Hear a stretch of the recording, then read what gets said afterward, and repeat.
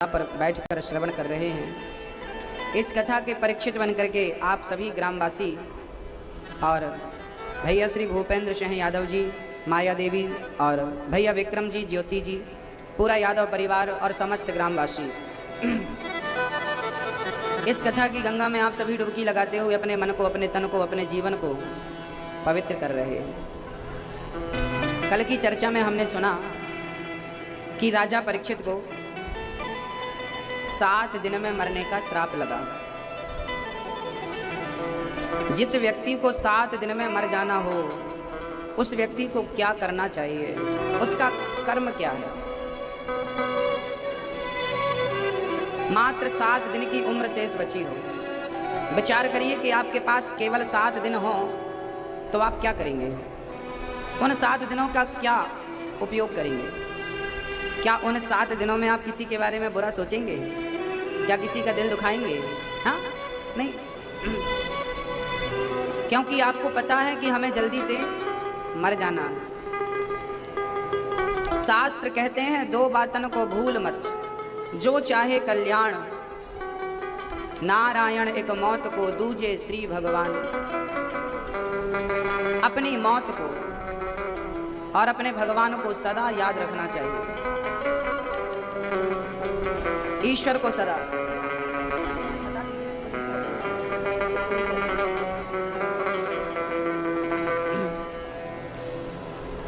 दो बातन को भूल मत, जो चाहे कल्याण, नारायण एक मौत को, दूजे श्री भगवान। अपनी मृत्यु को सदा याद रखो। एक दिन हमें मर जाना है। मर जाना है, इसलिए किसी का दिल ना दुखाओ।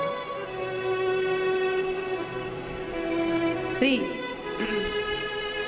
सुखदेव जी से राजा परीक्षित ने यही प्रश्न किया कि जिसे जल्दी मरना हो उसे क्या करना चाहिए।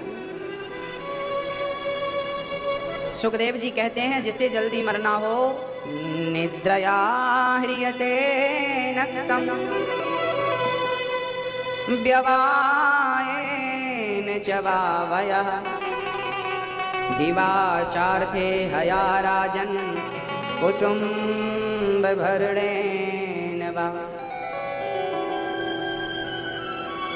जिसे जल्दी मरना हो उसे कम सोना चाहिए, उसे अपनी निद्रा का परित्याग कर देना चाहिए। निद्रया ह्रियते नक्तम व्यवायेन च वावयः, दिवाचार्थे हया राजन कुटुम्ब भरणेन वा। आज का प्राणी दिन भर काम करता है, केवल परिवार की चिंता होती है, आत्म कल्याण के बारे में कुछ नहीं सोचता। तो फिर क्या करना चाहिए मरने वाले को? बोली तस्मात् भारत सर्वात्मा भगवान ईश्वरो हरि, श्रोतव्यः कीर्तितव्यश्च स्मर्तव्यश्चेच्छिता भयम्। क्या करना है? तस्मात् भारत सर्वात्मा, सब में ईश्वर का दर्शन करना प्रारंभ कर देना चाहिए। अच्छा मैया एक बात बताओ, हम सबके भीतर कौन है? बताओ। ओ मैया ध्यान दो मेरी माँ। हम सबके भीतर कौन है? कौन है बताओ, जोर से बोलो। हम सबके भीतर कौन बैठा है? वो कौन है जो निकल जाता है तो हम मर जाते हैं? कौन है वो? कौन है वो? आत्मा। और आत्मा स्वरूप किसका है? आत्मा कौन है? बोले परमात्मा। ईश्वर ही आत्मा के रूप में आपके भीतर, हमारे भीतर, हम सबके जीव मात्र के अंदर वही परमात्मा आत्मा के रूप में समाया हुआ है। यदि हम किसी से नफरत करते हैं तो वो नफरत हम किससे कर रहे हैं? आपसे कर रहे हैं या आपके अंदर बैठे हुए उस परमात्मा से कर रहे हैं? क्योंकि आपसे तो कोई नफरत कर ही नहीं सकता। एक बात बताओ, आप मर गए, हम मर गए, तो क्या हमारे मरे हुए शरीर से कोई नफरत करेगा? हा? कोई नहीं करेगा। जब तक हम जिंदा हैं तो लोग नफरत करते हैं, तो लोग घृणा करते हैं, तो हमसे असत्य बोलते हैं। मरने के बाद हमारे कोई हमसे घृणा क्यों करेगा? तो हमारी आत्मा निकल गई तो हम मर गए ना। आत्मा जब तक थी तब तक तो जिंदा ही थी। तो बताइए फिर घृणा किससे हुई? हम तो आत्मा के जाने के बाद भी थे। यदि आप कहते हैं कि मैं शरीर हूं, तो शरीर तो मरने के बाद भी रहता है, फिर उस शरीर से कोई घृणा करता है? जब तक आत्मा थी तो लोग घृणा कर रहे थे, तो वो घृणा आपसे नहीं थी, वो घृणा आपके अंदर जो विराजमान आत्मा उसी से तो लोग घृणा कर रहे हैं, जो कि करना नहीं चाहिए, क्योंकि सबके भीतर वही है। इसलिए हमारे गोस्वामी जी कहते हैं, सीय राम मैं सब जग जाने। सबके भीतर परमात्मा का दर्शन करेंगे तो किसी के प्रति नफरत रहेगी ही नहीं। फिर तो जो भगवान मंदिर के अंदर दिखाई पड़ता है वही भगवान चींटी से लेकर हाथी के अंदर भी नजर आने लगेगा। स्त्री में वही, पुरुष में वही, बालक बालिका में वही, आप में वही, हम में वही, सबके अंदर वही ईश्वर समाया है, विद्यमान है। बैर किससे, घृणा किससे करें हम? घृणा के योग्य है कौन? इसलिए संत कहते हैं, तस्मात् भारत सर्वात्मा भगवान ईश्वरो हरि। सबके अंदर। सुखदेव जी कहते हैं, राजन, जिसे जल्दी मरना हो उसे घर परिवार का त्याग करके अधिक से अधिक समय भगवान के चिंतन में खर्च करना चाहिए। ज्यादा संग्रह नहीं करना चाहिए। राम इतना दीजिए जा में शास्त्रों में लिखा है कि जिसे जो चाहिए, अलग अलग देवी देवताओं की उपासना करके वो व्यक्ति वो चीज प्राप्त कर सकता है। जिसे ब्रह्म तेज चाहिए हो वो बृहस्पति की उपासना करे, जिसे इंद्रियों की विशेष शक्ति चाहिए हो वो इंद्र की उपासना करे। और अकामा सर्व कामोवा मोक्ष कामा उदारधि, जिसे संसार की इच्छाएं कामनाएं मिट गई हो जिसके अंदर, जो केवल ईश्वर को पाना चाहता है वो नारायण की उपासना करे, और नारायण की उपासना करेगा तो उनकी उपासना मात्र से तुम्हें जो चाहिए सब कुछ परमात्मा दे करके भेज देंगे। ले लो,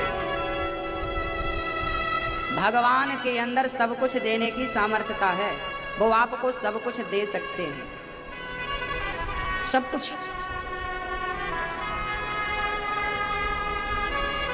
बताओ ये जिंदगी क्यों मिली? उम्र तो वृक्षों की भी होती है, बहुत लंबी लंबी आयु होती है वृक्षों की, आपसे ज्यादा, हमसे ज्यादा। पर मनुष्य से श्रेष्ठ कोई नहीं है। बड़े भाग्य मानुष तन पावा। मानव का तन पाकर के ईश्वर की प्राप्ति नहीं किया तो ये पूरा जीवन बेकार हो गया, व्यर्थ चला गया। फिर 84 लाख योनियों का चक्कर। भाई 10वीं क्लास में फेल हो गया तो फिर पाठ 1 लेसन 1 से पढ़ना पड़ेगा कि नहीं? फिर पाठ 1 आएगा। जो पढ़ कर गया है फिर वही पढ़ना पड़ेगा। ऐसे ही मानव तन को पाकर ईश्वर को नहीं पाया तो फेल हो गया, फिर 84 का चक्कर। पुनरपि जननम पुनरपि मरणम पुनरपि जननी जठरे शयनम, बार बार जन्म मृत्यु जन्म मृत्यु।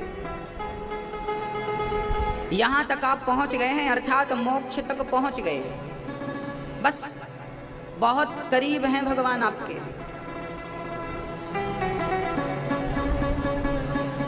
अच्छा, मैं आप एक छोटा सा उदाहरण देकर आपको समझाता हूं। हाँ?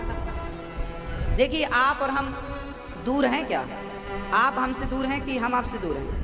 अभी आप हमें देख रहे हैं, हम आपको देख रहे हैं। अब हमारे और आपके बीच में यदि ये पर्दा आ जाए तो क्या आप हमें देख पाएंगे? आप तो हमारे सामने ही हैं, बीच में केवल पर्दा। बस ऐसे ही ईश्वर तो हमारे सामने ही है, बीच में केवल माया का पर्दा है। ये माया का पर्दा जिस दिन उतर जाएगा, ईश्वर तो सामने ही है। ये पर्दा कौन सा है? मैं अरु मोर तोरते माया, मम माया दुरत्यया। पेश है घड़ी मैजिक विद SPF टेक्नोलॉजी। चाहे मशीन हो टॉप लोड या फ्रंट लोड। मैं अर्थात अहंकार, मेरा अर्थात मोह, मैं और मेरा, ये जो अहंकार और मोह का पर्दा है, इस पर्दे के कारण आपको ईश्वर नजर नहीं आता। ये हट जाएगा ना तो आप बहुत करीब हैं। भक्तों, एक शेरनी जा रही थी। शेरनी का एक छोटा सा बच्चा था। जंगल में उसने देखा कि एक गीदड़ का बच्चा है। गीदड़ का बच्चा, उसकी माँ तड़प तड़प के मर गई और वो गीदड़ का बच्चा अपनी माँ के पास बैठा था। नवजात था, आज का ही जना हुआ। शेरनी को दया आई और उस गीदड़ के बच्चे को उठाकर अपने घर ले आई। शेरनी ने अपना दूध पिलाया, उस गीदड़ के बच्चे को भी अपने बच्चे की तरह लालन पालन किया। दोनों बड़े हो गए। एक दिन शेरनी के घर में हाथी आ गया। जंगल में हाथी आया, ऊधम करने लगा, उत्पात मचाने लगा। शेर का बच्चा बोला, शेरनी का बेटा बोला, माँ मैं जाता हूँ, हाथी को अभी भगा कर आता हूँ। तो गीदड़ का बच्चा बोल पड़ा, तू मत जा, मैं जाता हूँ, मैं आज हाथी को भगा के आऊंगा। शेरनी ने समझाया, बेटा तू हाथी से लड़ नहीं सकता, तू हाथी को परास्त नहीं कर सकता। ना ना मैं कर सकता हूँ। चल पड़ा गर्मी में, और गीदड़ का दो बच्चा, गीदड़ ही रहेगा। गया वो अपने आप को ना शेर समझ रहा था, मैं शेर का बच्चा, दूध पियाऊं ना माँ का, शेरनी का। गया हाथी के सामने चिल्लाने लगा। हाथी को लगा गीदड़ जवान लड़ा रहा है। हाथी आया, उठाया, सूंड पे फंसाया और जो पटकनी मारी, नस नस ढीली पड़ गई। लंगड़ाता हुआ घर आया। शेर का बच्चा हंसने लगा, शेरनी का बच्चा। गीदड़ बोला, माँ देखो ये मुझ पर हंस रहा है, माँ बताओ। अब शेर का बच्चा गया और हाथी को परास्त कर दिया, हाथी भाग गया। गीदड़ का बच्चा बोला, माँ मैं क्यों नहीं परास्त कर पाया, इसने क्यों परास्त कर दिया। तब शेरनी ने हाथी का शिकार नहीं किया। हाथी का शिकार किसी ने किया है तो केवल शेर ने किया है। हाथी का शिकार करने की शक्ति किसी के अंदर है, केवल शेर के अंदर है, गीदड़ के अंदर नहीं। ऐसे ही परमात्मा को पाने की शक्ति किसी के अंदर है, केवल मनुष्य के अंदर है। इन 84 लाख योनियों में मनुष्य ही ईश्वर को पाने की सामर्थ्यता रखता है। और मानव होकर आपने ईश्वर को नहीं पाया, आत्म कल्याण नहीं किया, जन्म मनुष्य के रूप में आपने क्यों लिया है, इस प्रश्न का उत्तर नहीं पाया, तो मानव का जन्म बेकार है, व्यर्थ है। केवल मनुष्य ही इस युग में ईश्वर को प्राप्त कर सकता है। मत गवाइए, आपकी हर श्वास करोड़ रुपए की है, 1 करोड़ की। एक श्वास 1 करोड़ की है। भगवान के घर से ना किसी को उम्र नहीं मिलती, भगवान के घर से सबको श्वास मिलती है। इतनी श्वास आपको लेना है, चाहे जल्दी ले लो, चाहे बचा बचा के रखो। जिस दिन श्वास पूरी हुई उस दिन छुट्टी, उसके बाद एक भी लेने को नहीं मिलेगी। श्वास श्वास में हरि भजो, वृथा श्वास मत खोयो, ना जाने से श्वास का आवन हो या न हो।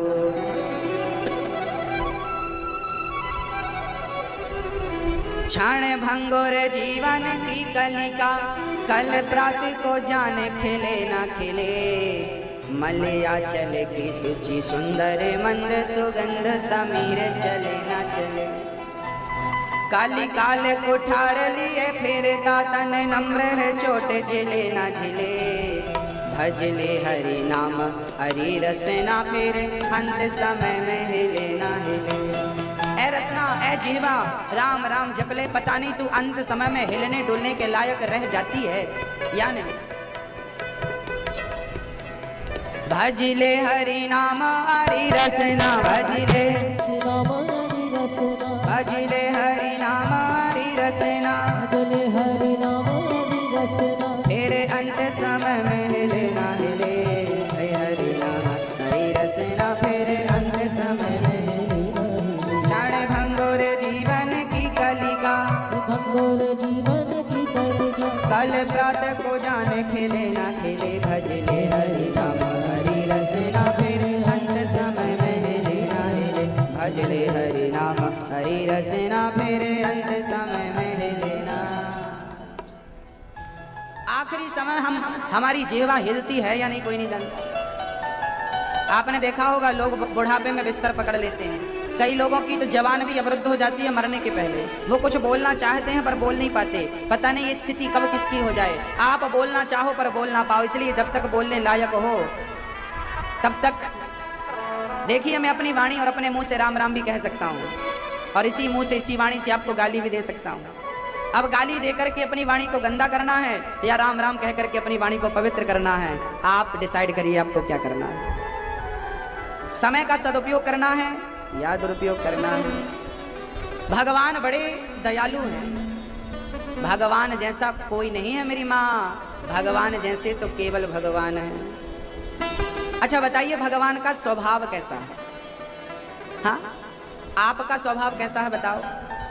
मैया, ओ मैया, सुन लो मेरी माँ, बताओ आपका स्वभाव कैसा है? आपका स्वभाव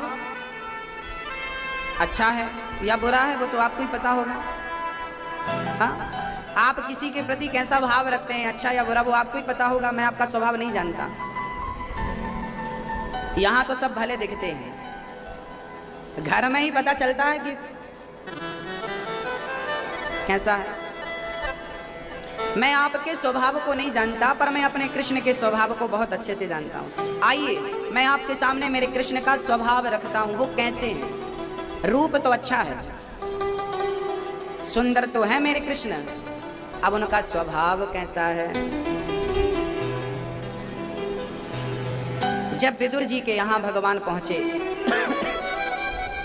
दुर्योधन ने 56 भोग का निमंत्रण दिया। भगवान ने कहा दुर्योधन, पांडवों को कम से कम 5 गांव तो दे दो। शांति दूत बनकर गए भगवान, ज्यादा ना सही 5 गांव पांडवों को देना चाहिए। दुर्योधन बोला 5 गांव क्या, मैं सुई की नोक बराबर जगह भी पांडवों को नहीं दे सकता।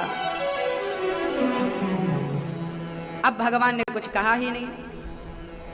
दुर्योधन बिगड़ गया, भगवान पर टूट पड़ा, गुस्सा करने लगा।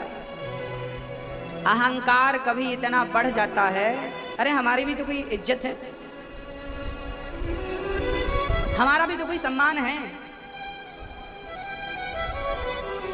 क्या बताएं, आपका सम्मान हो सकता है, आपकी इज्जत हो सकती है, पर मेरा कन्हैया कहता है कि मैं अपनी इज्जत अपना सम्मान भक्तों के लिए दांव पे लगा देता हूं। मेरा कोई सम्मान नहीं, मेरी कोई इज्जत मत करो।